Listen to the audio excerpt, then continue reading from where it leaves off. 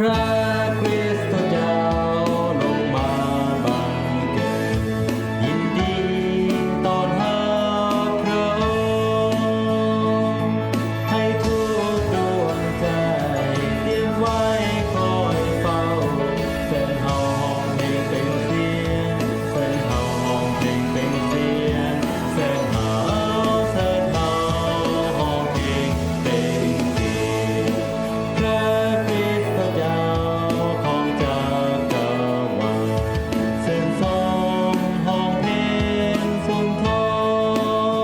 รให้นาผู้พานำหินดินโดนสะท้อนเพลงกองกังวานสะท้อนเพลงกองกังวานสะท้อนเพลงกองกังวานอย่าปล่อยให้บาปกำเริบคุกคาม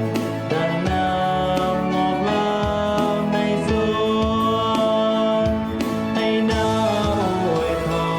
รดับทุกข์ทั่วทุนของมวลชนชาวโลกาของมวลชนชาวโลกาของม